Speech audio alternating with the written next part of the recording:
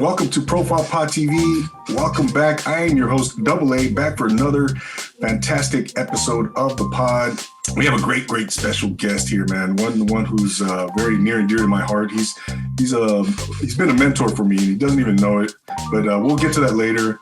But yeah, thank you so much for tuning in wherever you're tuning in from. If you're tuning in on YouTube, if you're watching, if you're tuning in on the audio platforms, thank you so much. Right, we're right here on the Social Nostra network, of course. And I just wanted to remind everybody to follow us on Instagram, leave us a rate and review on Apple Podcasts, all that good stuff.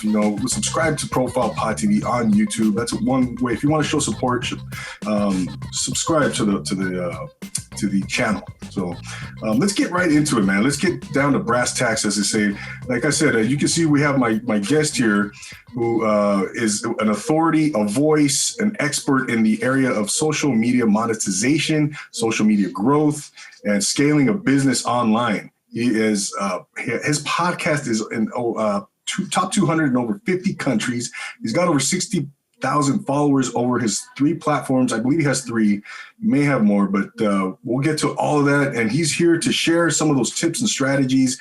We're here to get to know him a little bit better. Without further ado, ladies and gentlemen, the host of New Age Influencers Podcast, please welcome Patton. How you doing, Aaron? What's up, man? Great to be here. And I like the double A thing. That's me too. Aaron's double A. So we got that going on. I'm excited for the talk today. That's right, man. That's right. I didn't even notice that. Yeah, man. How's it going down to San Diego today, man? It must be like harsh in the wintertime right now, man. It's so harsh here. It's between 65 and 75 almost every day. Struggling out here, but not like Texas, right? So I'm loving it. Been here for 6 years, loving every day of it. Oh, wow. Okay. 6 years. And that's funny you say 6 years. I've been here in Simi Valley for 6 years. And the weather's nice up here in Ventura. I can't complain, but I think San Diego is just one small notch above, man, so. But yeah, man, thank you so much for taking the time. It's an honor to have you here, man. Like I said, man, you've been my mentor. You don't even know it. When I started taking this podcast stuff seriously about a year and a half ago, your podcast was one that I was listening to, and I still do, but I was taking your tips, your strategies, man, and just running with it. And I just want to thank you for doing that, man, for being that, content creator who's looking out for the people, who's being genuine and sincere and really just putting stuff out there that's really helping people, man. So thank you so much. I appreciate it. Yeah. And that's, I think that's an ode to the power of podcasting. As you know, we're on a podcast right now. It's like, you never really know who's listening. Unfortunately, the back end statistics for who's interacting and listening for podcasts isn't great, but the power of it is that anyone can listen from around the world at any time. On-demand audio is huge, and it's just going to be a game changer and then into the next decade. So you never know who you're affecting. Just continue to put out good quality content. Whether or not you have a podcast, whatever you're doing online or trying to, just make sure it's something you care about and something you like doing, and that you put your best foot forward. Yeah, that's it, man. That's all you can do, man. So, man, you're the host of New Age Influencers Podcast, and you have a couple other platforms, New Age Mindsets, and your personal Aaron Patton. Tell us a little bit about what the New Age Influencers, your podcast, is all about, man. Yeah. So it's it's called New Age Influencers, and really the goal of it at the start was just to learn and talk to cool people online. People that I see on Instagram or Twitter or anywhere out there in the world doing something different.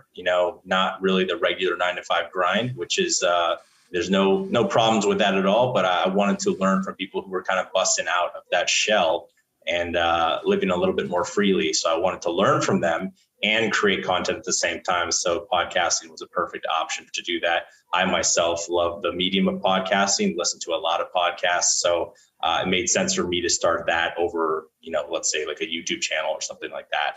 And I just love the nature of podcasts where it's so on demand and so passive. So people can be doing other things while they're consuming content. And it just really strikes a chord with me and, everyone who listens to it.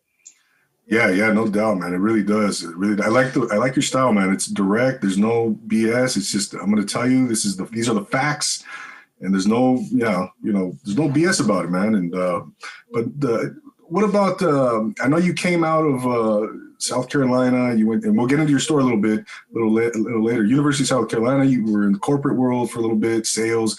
When you decided to make that jump, man, into the entrepreneurial self-employment realm and into this game, what do you think, what was it about social media that kind of, that you gravitated? Why did you choose that field to kind of get into and begin that journey, that entrepreneurial journey for yourself?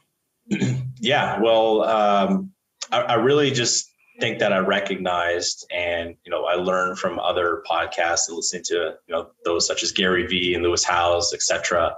Just about the power of the internet and the scalability of it, because the old ways of entrepreneurship and building businesses, while it still exists today, more brick and mortar style, dressing up in a suit, connecting with people, shaking hands. Well, that still exists, and that's very important still. Well, not in Corona times, but after we get out of Corona, right. It's just not as scalable. And so the internet allows you to clone yourself, clone your voice, clone your personality, clone what you're doing online, and affect more people all around the world. It's a small world these days with the internet.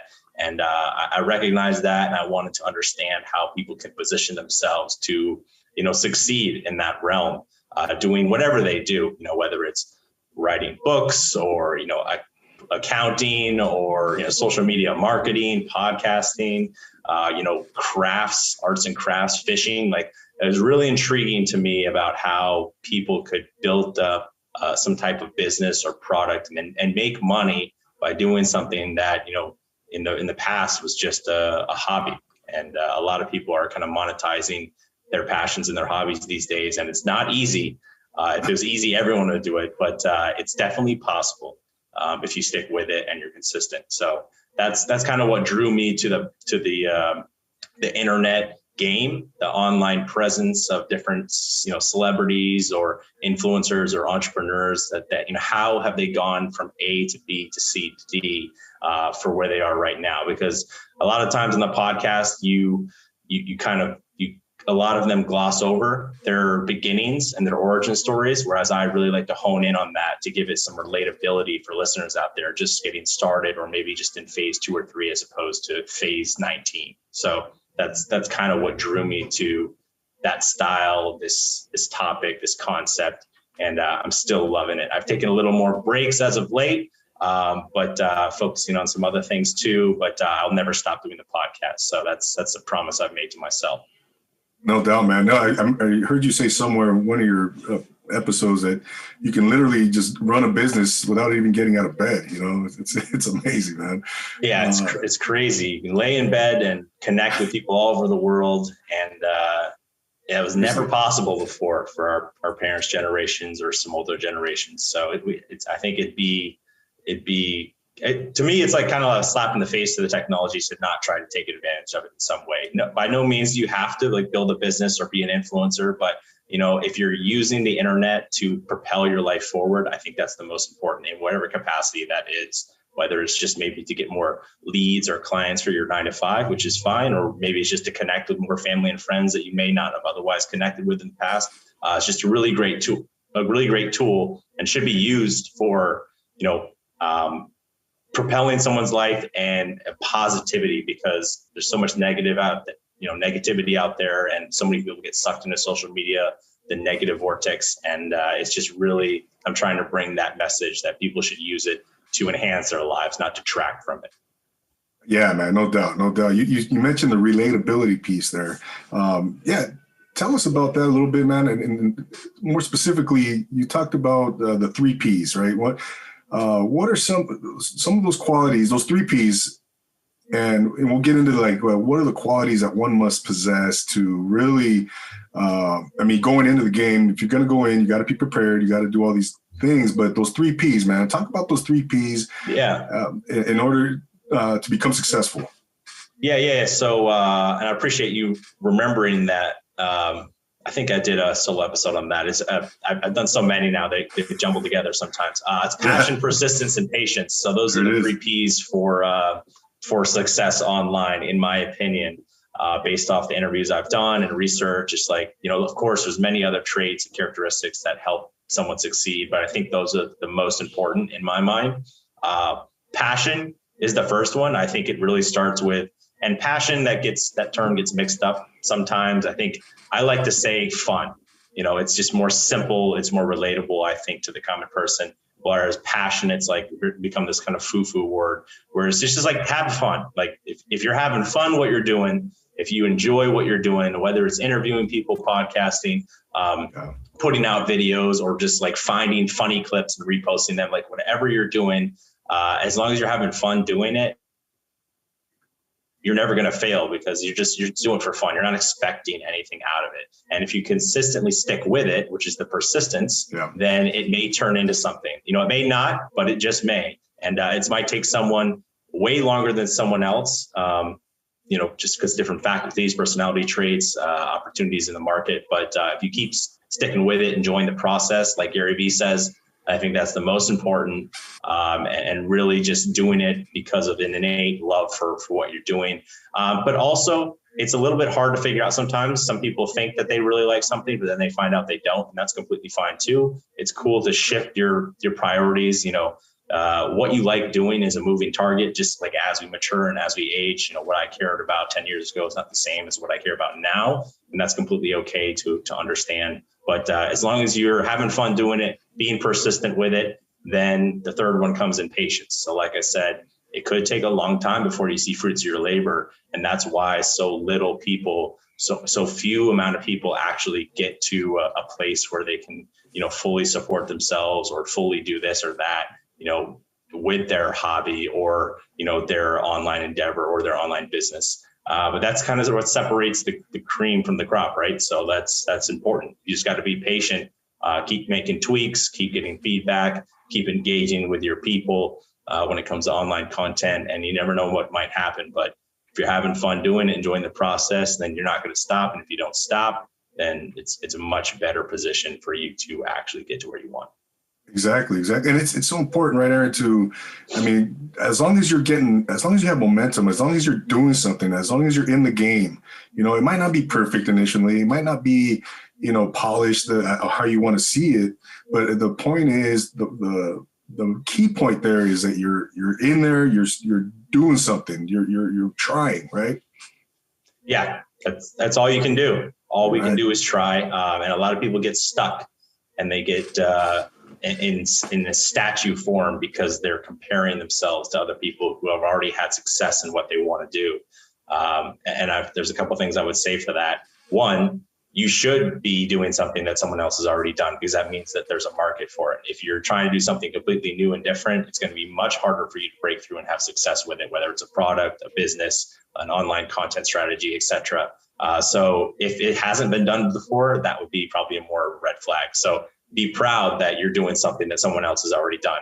They're not you. They're not going to do it in your personality and your style. So make sure that you can go forward with whatever that is for you. Like they say, don't try to reinvent the wheel, right? Exactly.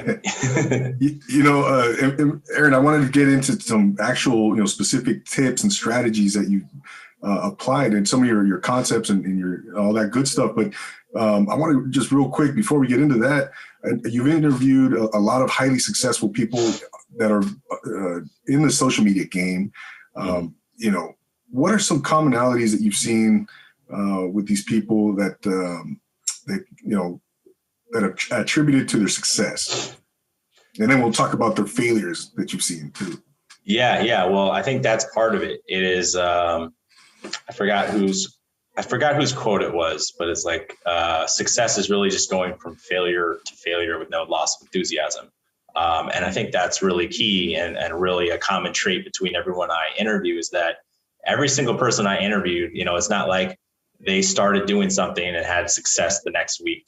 It takes a long, long time to be a quote unquote overnight success. So everyone that I've interviewed, probably at least 90% of them, it was grinding, putting their hands to the pavement day in and day out, week in and week out. And they really, before they made it, they never knew if they were going to make it. So that's really how it works. You just have to continue putting out content. And as long as you're grinding something that you're, enjoying, then it can work. But I would say that. And then also number two is the ability to learn from others and then get a couple of mentors, whether they're, people that you meet through your inner circle of family friends, or whether you pay for coaching or consulting or buy a course or something. Like, those knowledge shortcuts are huge, because yes, everything, all the answers you can find, Google, YouTube, that's not hidden. You can go out and find it, but packaging it and taking the right steps in the right order sometimes is very difficult to navigate. And if you can just pay, $300, $400, $500 or more or less or whatever, and just get the answers fed to you directly from someone who's been there and done that and in the position where you want to go, that's just totally worth it. And a lot of people online, or I say a lot of people in the world generally sometimes have a negative look towards people who sell online, because they think that everyone's just scamming everyone. And while that, of course, that exists, I mean, the internet is the Wild West sometimes. Of course, scammers exist. That's why you got to find people that have proven they know what they're talking about, that they're credible, that have done the thing that you want to do, and kind of, just, you could slide in their DMs, buy their stuff, get around them, their minds, get around their network. I think those two are key. So just continuing to tweak and make shifts, and being able to fail and having that mindset, and then learning from people who have been there and done that. It's your family and friends, while they're the people that love you, they may not be the people that you want to get advice from unless they're doing exactly what you want to do. So, sometimes that's a rare occurrence, but I would, those are the two things I would say, top two things. Yeah, no doubt, man, no doubt. And just so the audience knows, I mean, you've interviewed some great guests, man. The Pillow Guy, I mean, some that come to mind, Charlie Rocket, Charlie Jablay. Yeah. That was, man, those are so inspirational, so amazing. Jay Laurent, Ernie G. I'm not Ernie G. Was it Daniel G. Sales guru? Yeah. Mm-hmm. Super awesome. I mean, just phenomenal episodes, man. And tell us a little bit about the I don't give a fuck muscle that you talked about, man. If you could. Yeah, that was a quote I got from Jason Capital, who's he's a wild guy. He started out doing like dating help, and then he got into Instagram marketing and different business, but he does a lot of different things. But anyway, it's just the building up of that muscle. It's like reps. It's like the gym. If you continue to do reps, you're going to get stronger over time and build it up over time. A lot of people are very hesitant to put themselves out there on social media or post this or post that. But as you continue doing it and continue releasing content, whatever it is you like doing, you're going to build up those, that not give a fuck muscle, as far as, not caring as much about what your friends or families might think about you doing something or trying something, not caring and not putting as much weight behind their opinions. And then also not putting any weight behind random people's opinions who don't know you at all, who just see, maybe one picture or video you posted and make a flyby judgment of you. It's very hard to do, because humans like to be liked, and it's hard to understand that not everyone's going to like you no matter who you are. So it's very tough sometimes for everyone. Everyone gets it.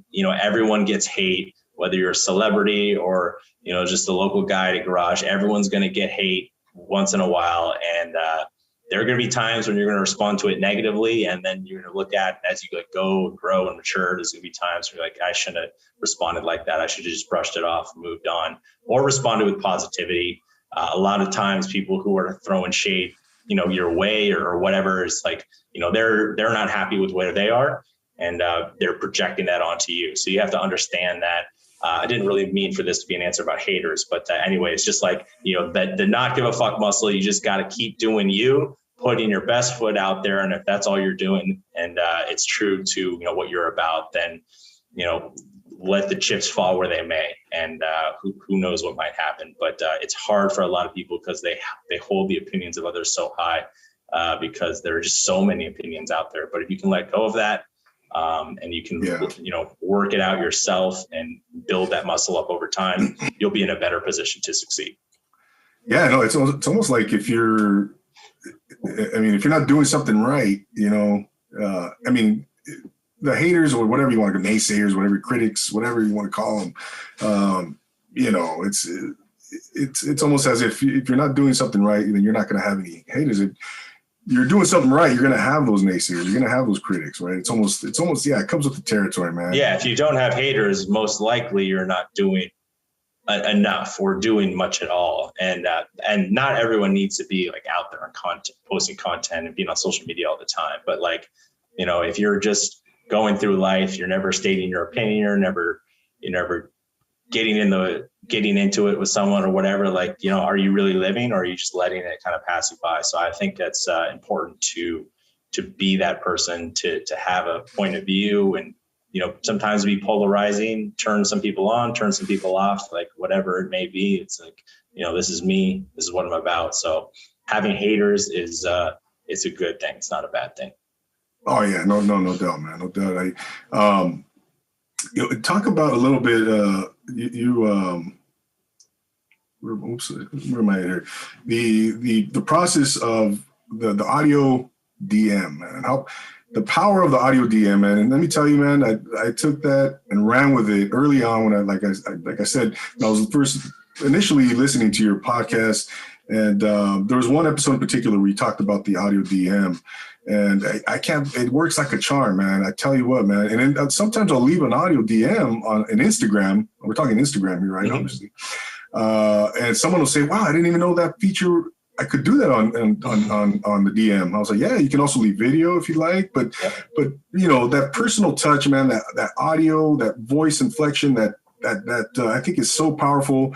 Tell us a little bit about that, man. How did you discover the audio DM, the power of the audio DM, and just talk about that a little bit, man. Yeah. So at the beginning of the podcast, right, I was trying to get some people on just initially, some initial interviews to get the momentum going, get the ball rolling. And I was sending a bunch of text DMs, kind of copying and pasting, which, it's not something that is the most effective, but I was really just trying to hit as many people as possible, just trying to get a few bites here and there.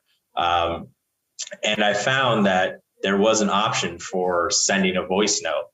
And I'm like, well, I am going to be starting this podcast. Let's warm up these vocals, right? So I just started sending audio DMs to people instead of the text. And just the natural cadence of an audio DM, it can't be the same every time, because it's just like, fly by off the cuff. Like, you're not going to be saying the same thing every time. So I literally would just talk, not in an annoying way, but just like trying to relay what the concept of the podcast was, what the value might be for them in the future, et cetera, et cetera. And I got much more, many more responses from that, even without having any type of reputation or previous interviews done. People were more responsive to it. So I was like, there's something to this, because if I can get some of these big guys to respond to me with no following and no proof that I know what I'm doing, then it'll be much better and easier to get them after I've had a couple interviews in the can. So that's what I did. I started sending audio DMs, and that's how I procure probably 95% of my guests, is through audio DMs through Instagram. Now I believe you can do audio DMs on LinkedIn now too. And I think Twitter, they may be rolling it out, since they are rolling out a couple new things with Twitter, but I just don't like Twitter as much as a platform. I think it's more negative. So I use Instagram. I stick to that.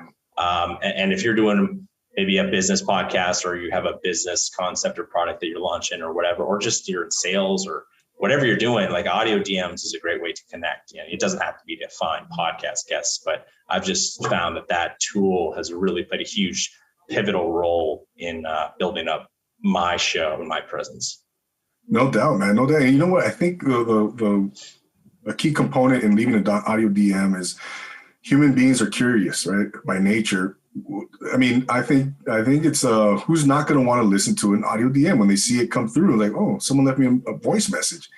I think 100% of a human being. I mean, it's got to be man. It's so effective, and you're going to be curious. I know I am. Oh, someone left me a DM, a voice message. I want to listen to it. Yeah. Yeah, it's like it comes into play. The curiosity factor is huge. Yeah, especially if you're someone who has a lot of attention and you have a big following, you're getting tons of message requests all the time. Because you don't follow them, so they go into your message requests section in Instagram, and it'll just say sent a voice message. So if there's 500 DMs in there, and maybe 10 or 15 of them say sent voice messages, most of the time, whether it's that person or their assistant, most of the time it's going to get listened to because people want to understand what was so important or so pressing that they had to send a voice message or, what is this person about? I see them taking a little bit of a leap of faith or whatever. So going that extra mile is huge. And not only that, if you send an audio DM and you relate it back to, that person's content or something that proves that you took some time to follow their stuff or engage with their posts or whatever, like that'll just propel it even higher. So, sending customized audio DMs, shit, man, that's the sauce right there. Yeah, man. No, thank you for bringing that up because you go through someone's page and hey man, I really like that picture of the chocolate cake, or I really enjoyed your post on what you said about the President Trump or whatever the case may be. The key is there like you said, you took the time to look to appreciate their content, man, and that goes a long way, man. Yeah, that's what you did. So I want to give you a shout out for that. Sending a message like that. Use the exact tactic that I talked about. So not only did it get my attention, but it proved to me that you actually consumed my content, and then I was more than happy to do it because I got a lot of podcast requests as of late to be on the show on the shows, but I probably only accept about 20% of them. So I'm happy that you did that, and I appreciate that you've been listening. So that's why we're here today. I love it. Oh, Aaron, man, I got this mentor, man. I'll put you in touch with him, man. He's awesome. So going back to what we were saying about would you say initially, early on in the podcast game for yourself, booking a lot of your guests, the audio message, the audio DM was critical for you, and you didn't even have maybe at that point in time you didn't have such a large following as you do now? Yeah, I didn't have hardly any following. It was just what I did with the podcast account is I had the cover art made, which is so if you're a podcaster listening to this, the three most important keys for podcasts is the cover art, the reviews, and then the actual content. I mean, the content's the most important, but the cover art and the reviews are the only front-facing, public-facing items in a podcast. It's not like a YouTube where people see like the views or see the comments or anything like that. So that's really all people have to go off of as if they first get turned on to your show, whether they're going to listen to 5 minutes of your show is because of the cover art, the reviews, and the concept, the description of your podcast and the profile. So if those things aren't on point, then you're probably not even going to get an at bat. And so when you do get an at bat, that's when it's up to your content to hook people in and attract them. So, but you really don't even get the chance to put your content in their ears unless your other things are taken care of. So I would say that it's important to spend a little bit of money to get a professional cover art done, because that's what people see and that's what they're going to see for a long time. And, I like to make mine clear, bold, concise. A lot of people say to put their face in the cover art. I didn't really want to do that as much because I didn't really want it to make it about me. I wanted to make it more about the guests and the listeners, as opposed to just like the Aaron show. Like, who am I? I'm no one right now. So like, unless you already have a personal brand or celebrity status, I really don't think it makes sense to put your name as much into the podcast. But you certainly can. Everyone's got different styles, but the thing is, like, I just got the concept art. I put the first post out there with the cover, and I explained what the show was going to be, sort of, kind of, and then I sent messages from that account and saying, hey, do you want to be part of this thing? I plan on sticking with it for a while. I plan on making it as good as I can, and it may pay off for you down the road. There you go. I mean, you have a gentleman like Aaron Patton. I mean, we all start somewhere, man. We all start somewhere. And I'll start somewhere. Exactly. And it doesn't happen overnight, man. Aaron, tell me about daily advice for men, man. Let's take it back a little bit. Just take it back a little bit, and how you started off with that. That was your initial, podcast. I think it was. Was it a podcast? Nope. It was just an Instagram account. So okay. So that's really cool that you know that, and it was this concept because I was trying to figure out what I wanted to do online, I was just in my cubicle, not working and trying to figure out what I could do to get out of not working at the cubicle. So I was listening to different podcasts and just trying to get ideas. And while you were still in the corporate world, right? While I was still in the corporate world. Gotcha. I was just trying to figure it out, just trying to do something. And so I just started a little blog called Daily Advice for Men. I thought it might be useful since I was a younger guy. I wanted to maybe, provide some advice for other guys out there. And I started writing little blurbs about dating, fitness, mindset, health, etc. I quickly found out that it wasn't gaining as much traction as I would want, just because it was too broad, and people didn't really resonate with everything I was talking about, and I didn't even know. Sometimes I would just go and research things and then repost what I just learned.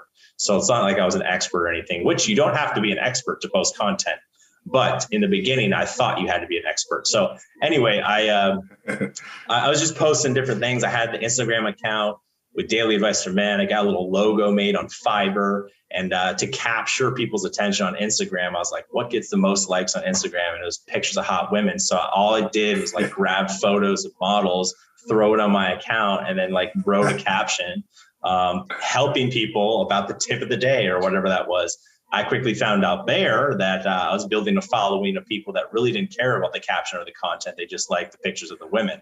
So I had to switch that concept of that account. And so it's gone through a couple iterations over time, this Instagram account, but right now it's called New Age Mindsets. And that was originally Daily Advice for Men. Gotcha. And that itself has changed too. That I went to just mindset and dating. Then I said, just mindset. This is, the content strategy. And I started posting quotes, and then I started posting videos, and then I got bored with that. So I was like, and then TikTok came around. I was like, oh man, this shit is funny. Like, how can I incorporate this in my account? So I started posting funny videos and, doing like wacky messages related to some semblance of the video. And then that's kind of what it is now. And that's really just a fun account. I mean, I just have fun doing it. I post things that I laugh at. That's a big account. It's got the most traction there. Yeah, for sure. But I'm not putting as much effort into it these days, but it's just something that I enjoy posting and that I have fun doing. And I just link it back to the podcast. So then the profile of the account, New Age Mindsets, there's a link to the podcast. So if I by chance have a video go viral, then that's a bunch of eyeballs onto my podcast, and it may resonate with some people, may not. But the whole point of that account is to have fun, but also get something a little more than just a meme account, and then not be just a boring old motivation account. Kind of a hybrid of both. Yeah, I think it's got over like 50,000 followers, right? Yeah. Yep. Ladies and gentlemen, we're talking to my man, Aaron Patton, host of the New Age Influencers podcast. Aaron, I got man, when are you going to release that performance that you did, that rap you did in front of the board of directors when you were working for that company, man? That's funny. Can you perform the rap right now for us? I cannot, but that's a funny question. Because back in college, one of my buddies used to try to not become, but like he took rapping seriously. And so he was starting to rap and writing songs. And then I started rapping to make fun of him rapping and like kind of about our friend group. So like I got probably 10 or 12 songs from back in the college days that I definitely would probably not release to the public just because of the language and the content.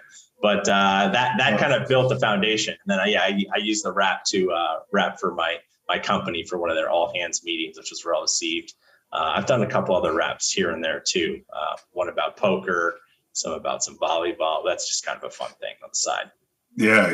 You were telling that story, man, on one of your episodes, man. I was dying, man. I was like, he's got to release that, sometime, man, in the future. But I think I need to start getting into more stories again. I started doing that, and then I got away from it to just be more business oriented. But that's what people connect with. People connect with stories. So it's but they also want to come to get educated too or inspired. So I'll just wrap it up with saying like, for your content, it should be either educational, inspiring, relatable, or just entertaining in some form or fashion, or a hybrid of all of those. And if you can do that, that's you've got it going on. So I call it edutainment. That's the vocabulary word I use is education and entertainment.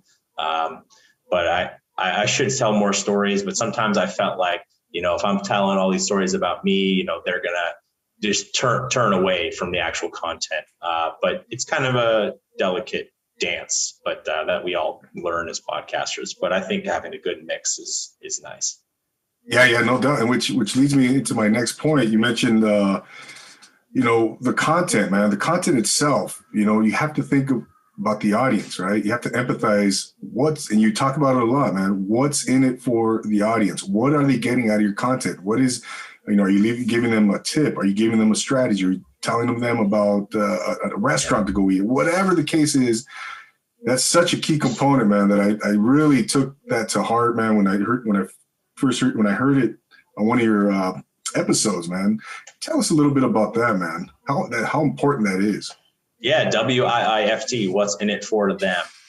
It's just important to post content for other people, valuable content for other people, because social media is definitely like, it's all about you, right? Because you're posting about your life and yourself. But if you can use that as a tool to help other people, then that's where the spark flies. That's how people grow, is that, because everyone, humans are very self-centered, whether or not you're a giving person or not. Like, you need to take care of yourself first most of the time. Like, you're not going to truly be able to help other people until you're good with yourself. So we relate everything back to ourselves, our situations, our experiences, our events, our relationships. So if you can see someone else having some type of experience or doing something and they relate it back to you in a profound way, and that kind of speaks to you and kind of pulls on your heartstrings a little bit more than some other people out there in the space, you probably follow them and pay attention more to what they have to say, especially if they're more relatable. That's easier to get more relatable people kind of around your circle of influence, whether it's through, their job, their profession, or podcasting, or whether there's just them as their personalities. But yeah, it's personal branding. It's such a hot word and hot topic these days. Yeah. But personal branding, I forgot who I got it from, but the best summation of personal branding is like exploiting your own characteristics, your own knowledge, your own skill sets in service of others. So it's like, you are putting out content or learning or experiencing, and then through your lens, but it's affecting other people. So whenever I post, whenever I try to keep that in mind. I don't do it as much on the personal account anymore. That's more for fun. But like on the podcast account, some of the other accounts, it's like, what are they going to get out of it? Are they going to smile? Are they going to learn? Are they going to laugh, be entertained, get educated in some way, shape, or form? And it's not going to be for everyone, but for the people that it is for, it'll create a stronger bond. No doubt, man. No doubt. And you mentioned that relatability word in there again, and which leads me to my next point, man, which, like you said, humans we're self-centered naturally by nature, but if you can master the addiction that will make you millions, right? And I heard that episode, man, that is another thing that just spoke to my heart. Talk about that, man. What's the addiction that will make you millions? Yeah. So correct me if I'm wrong, because again, I've done a lot of these episodes. I'm pretty sure the addiction that I was alluding to that'll make you millions is like when someone reaches out to you and says something about how your content affected them in some form or fashion. When you get that, of course, it makes you feel good. It makes you feel like what you're doing is worthwhile, that you're, actually having some sort of impact on other people's lives. And then, making money and building up status is really just repeating that multiple times. It's just giving value and getting those types of responses back. And when you replicate that and scale that, that's when you'll get everything you want. So that's the Zig Ziglar quote, give everyone else everything they want, you'll get everything you want. That's not exactly how it goes, but that's just paraphrase. Yes. It's so true. And it's a lot of times people don't understand that, especially if they haven't taken the time to educate themselves or listen to podcasts or be around people that have had success. They think it's all about them. How cool can they look? How much can they build themselves up? how many Lambos can they pretend to own? Like, that's just not the case. That's just not how it goes. Like in the very beginning stages of social media, when no one knew what the hell was going on, yeah, you can get away with that stuff, build up a pretty good following. But I'm pretty sure there's really only a couple people out there who are actually doing it right by promoting a big time lifestyle. But that's really just not how to win these days. And it's really hard to win like that. So you've got to be providing valuable content so that people do resonate with it and send you those messages, because it's just the fuel and the fire for you to keep producing, keep creating. And that's what keeps you going, aside from you just having a good time with it. Exactly. Yeah, man. I mean, give someone a compliment, like them, repost, share, comment on their, the video they posted, just helping people in any way, shape or form. But yeah, I think that's huge, and not expecting anything in return, right? That's another thing that's important. I think just helping people from the bottom, just out of genuine and sincerity, right? I think that's key there, man. Yeah. So Aaron, I want to kind of present a scenario to you, man. So someone, let's say a young person or whoever approaches you, say, Aaron, I want to start a social media. I want to scale a business, whatever it is. What advice are you giving them? And what social media platform should they start? How should they start, man? Could you give us in a nutshell, what you would tell them? Yeah. So, well, of course, the answer will shift and depend on what they're trying to do, what the product is, what the market is, etc. But I would just say in general, whether you're starting a product-based business, service-based business, a content-based business, whatever it is, I say the first and most important thing is to figure out who your stuff is for. Who is going to be your client, who is going to buy your stuff, or who is going to listen to your thing, or who's going to consume your videos. Like, who is it for? And then work backwards. So most of the time, who you're trying to, if you're being honest with yourself and you're going to be having fun with this, most of the time, the person, your target customer, is going to be someone exactly like you. So as long as you can kind of compartmentalize that and lay it out on paper, like, what I'm going to be creating content for this type of person. Her name's Sally. She's a mother of 3. She doesn't have much time, but she wants to get in shape. That could be a person that you speak to. So it's not going to be for the young 20-something girl that's in college, that's drinking all the time, partying, and has all the time in the world. Your stuff might not be for her, but maybe your stuff is for the mother who's juggling a family and doesn't have much time. So you create content, or you create a product that speaks to that person, and you just continue pressing it, and that's who you create for. So, for example, my podcast is called New Age Influencers. It's for people that want to use the internet to enhance their lives in some way.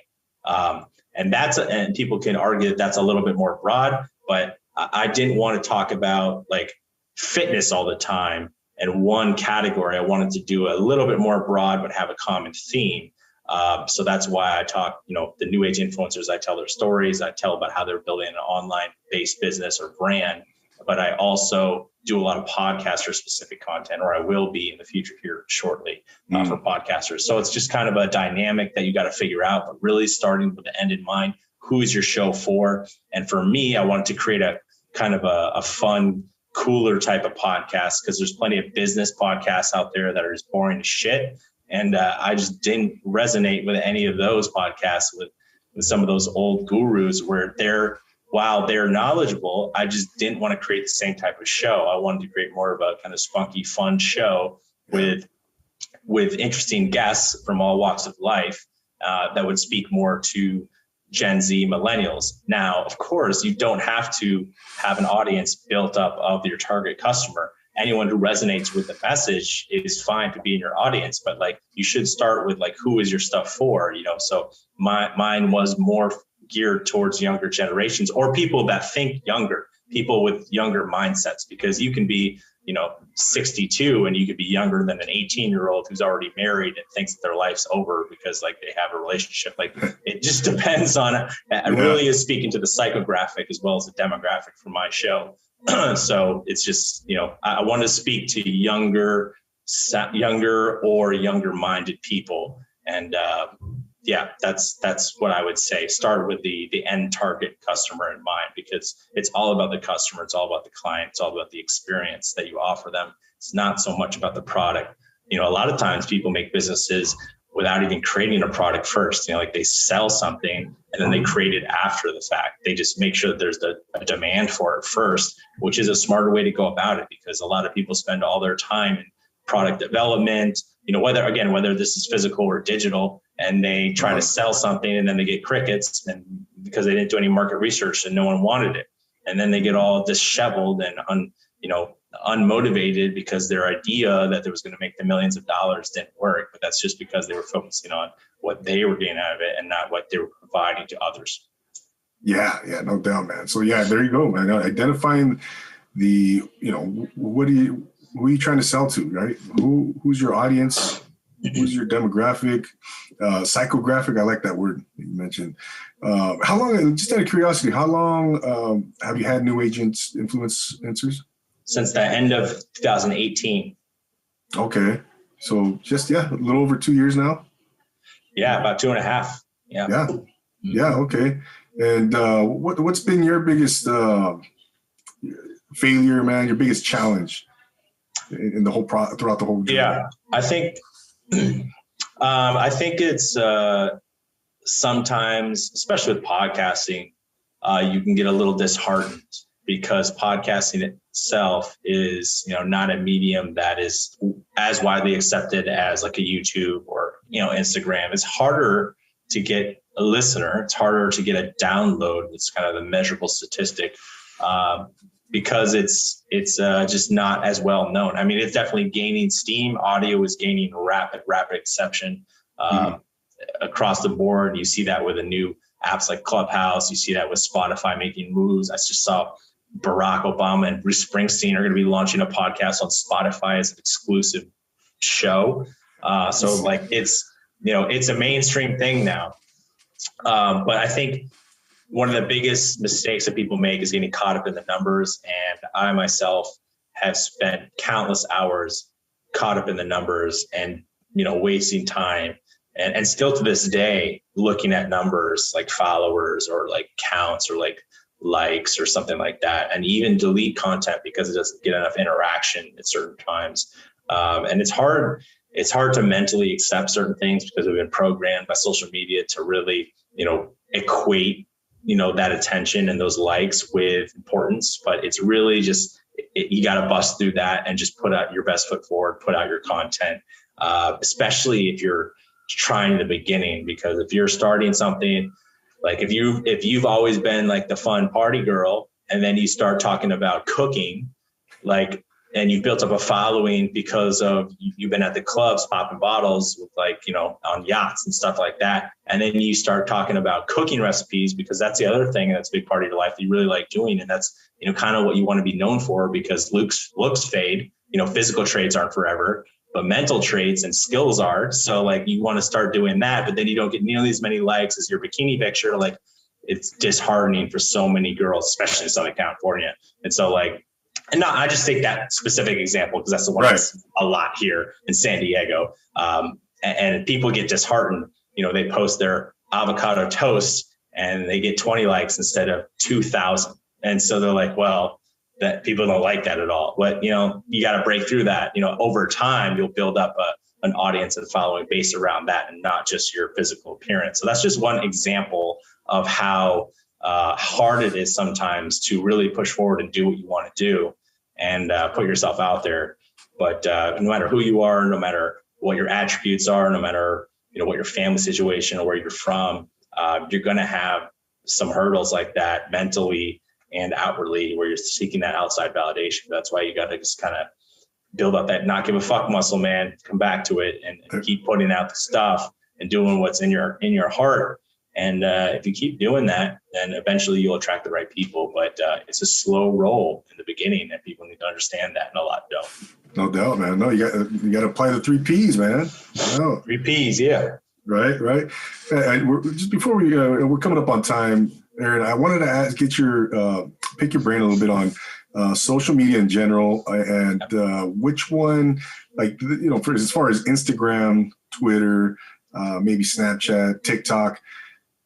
Do you foresee any one of those maybe in the next 5 years phasing away, or any of those? Yeah, we'll just run through them all right now. So Facebook is the OG, right? But people don't really spend time on Facebook unless you're above 60. I mean, that's like on the organic, natural feed. It's for old people, right? Yeah, the 65 plus crowd has got that shit down right now, and kudos to them. They're hopping on Facebook, 15 years later. That's fine. That's fine. But Facebook is a great tool for targeted advertising and groups. So it's creating communities and targeting specific types of people. You can go and you can target dentists in the San Diego area, and you can create ads. If you have a service that's certain, maybe a social media marketing company for dentists, you can go and you can put your videos in front of dentists in San Diego. That's just the most powerful tool of all time. So Facebook for that. And then Facebook groups, Twitter. So Twitter, I honestly, my personal opinion is that I don't like Twitter just because of all the negativity out there. I think that had a lot to do with Trump and the division that he created. But I'm just saying that, like, Twitter itself is not a place where I spend a lot of time, but it is a really great way to just do short form thoughts. And it's a lot of relatability there. So it is an option. And you can build a sustainable platform or following on there. And that's kind of another OG. Instagram is the hub of the wheel of social media. It has been for a while now, and it continues to be, although it is losing a little bit of traction with the rise of TikTok and the rise of organic reach on LinkedIn, and with the new one, Clubhouse now. But Instagram is still the Mac Daddy. It's the one that's the easiest to connect with people. It's the one where you can see the most content. It's the one where I spend personally my time on the most. And it's the one that I've built up my following on the most. And so I would say that for anyone looking to build up content on a platform, just use the platform that you personally use the most, because that's the one you're going to want to spend the most time on. So that's what I would say there. YouTube is of course a social media platform, but it's more like a search engine. So I categorize it a little bit separately than some of the other ones, just because it's search based, and it's obviously amazing. You can find anything you want on there. And they actually are coming out. They have YouTube Shorts that are releasing. I think it's gaining wider appeal. It's kind of like a TikTok competitor. They have some other different features coming on.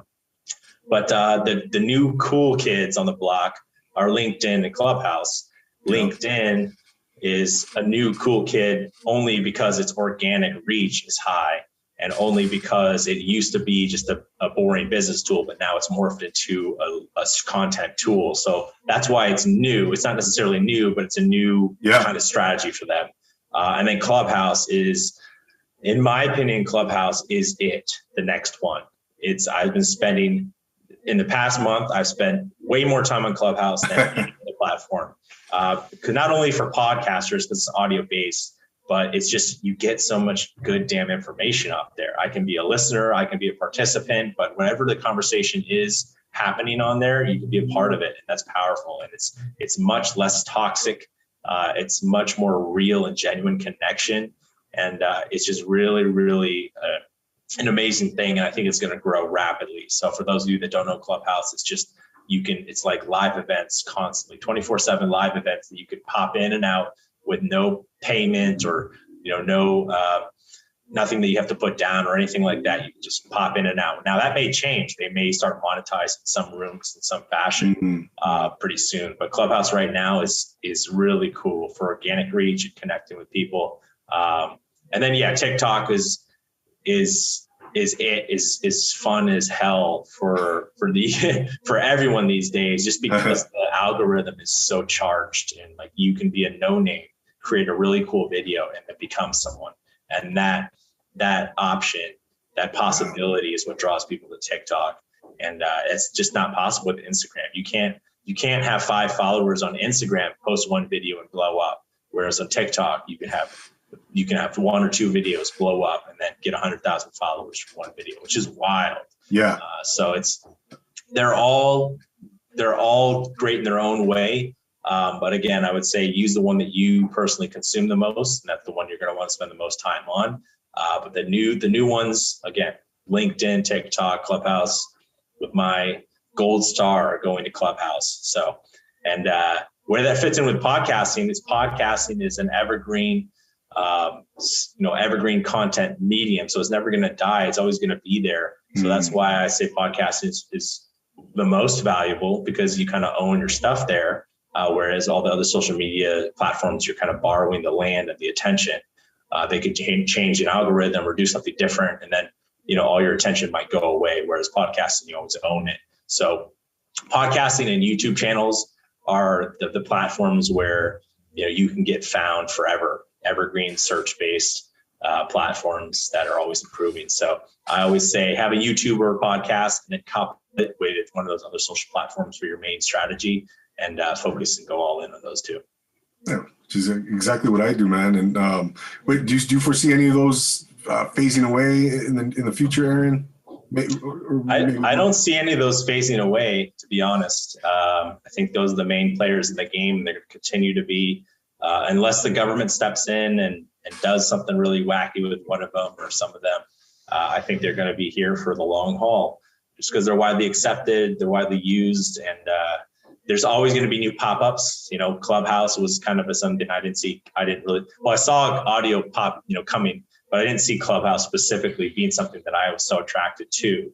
And now there's going to be some competitors of Clubhouse on Twitter called Twitter Spaces, and also Facebook is rolling out a product to compete with Clubhouse as well. But audio is cool. I think the next big one is just going to be an AI-driven social media network where we all have a little invisible avatars or something. You can go sit and have lunch with your friends on a beach in Australia without actually being there. So you want to stay in our houses even more. Well, hopefully not as much as Corona days, but right. That's where the world's going. It's going to continue. It's not going to stop. So position yourself on the internet, in the digital economy, and positioning yourself in the future to win is key. And even if you're not seeing fruits of your labor and success right now, and if you've been putting out content, if you keep doing it, you're going to be miles ahead of people who just start, 5 years down the road. So keep going. There it is, man. There it is. Aaron, last question, man. Who are 3 individuals that you would like to sit down and have dinner with, man? This is actually a little sad because I was a little devastated about Tiger yesterday. So Tiger has always been one of my models and people that I look like living legends, right? This is like Kobe. Because as a kid, I played basketball and I played golf. Those were my main sports in high school. So Kobe, Michael, and then Tiger, they're it for me as far as, sports icons. So I was really upset when heard that Tiger got in that crash. If there's anyone that can come back, it's Tiger. But I would want to sit down with Tiger first and foremost. Not only to just shoot the shit about whatever golf and his career, but just his mindset. He's so strong mentally, and of course he's human. He's made plenty of mistakes, sure, but he's always come back. Tiger would be my number one. Number two would probably be someone in a similar field here. So I will say maybe Lewis or Gary, probably Gary. I just talk about Gary all the time, just because everything he says, it's the same shit all the time, but it's just always motivating. It's always the same, but I just love it. It's familiar now. It's I know what he's going to say before he says it. So I don't consume nearly as much of him anymore, just because I know everything that he's going to say already. But I just love his vibe, his outlook. I'm not necessarily a person that resonates with his message as far as grinding all the time. I'm certainly not that type of person. I'm not going to be working 12 hours a day no matter what, but I will be working towards bigger goals. So that's number two. Number three, off the top of my head, might be a little harder. I don't know. I might have to think about that one for a second. I don't know if I really care as much about something like a world leader or historical figure. Maybe like a historical figure, actually. Maybe like there you go. Maybe like a George Washington or someone. I don't know. Someone back in the day. Yeah. Who had online influence in person and just did, because it's the same type of thing. They build up a following and online and influence is just in person, but it's the same type of tactics. I'm sure that, a George Washington, Abraham Lincoln, you go and talk to them. I'm sure they're giving first. They're talking to you. They're giving you, valuable advice, direction, etc., just in a little different way. But that's just kind of how it is. Maybe that. No doubt. Hey, or maybe an actor. I don't know. Third one, I'm gonna wash it. So say Tiger and Gary. Tiger and Gary for sure, man. No, it's tough to narrow it down like that, man. But I like to ask that question to all my guests, man. And that's a great list, man. That's a great list there. But man, I really appreciate you coming on, man. Before we go, can you go tell the good people where they can find you, connect with you? Go ahead and give them your sure. The podcast is called New Age Influencers. You can stream it on any podcast streaming services. You can tell Alexa to find it. She'll find it. I'm also doing some new things for podcasters, specifically newagepodcasters.com. It's got some resources for you. But yeah, other than that, on Instagram, you can get to all my accounts through the podcast account, which is New Age Influencers Podcast. There it is. Ladies and gentlemen, once again, Aaron Patton, go check him out. You just heard where to go find him. Follow him. You will be, you certainly won't be disappointed. He will make you a better podcaster, better social media presence, all that good stuff.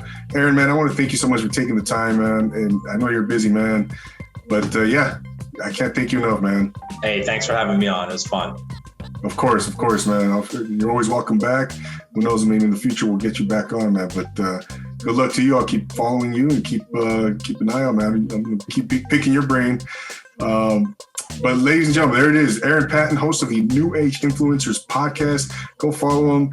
Thank you so much for tuning in. Or if you're on YouTube, once again, if you're on the audio platforms, thank you so much. Don't forget to follow us, follow, share, all that good stuff. Leave us a rate, review, subscribe on YouTube.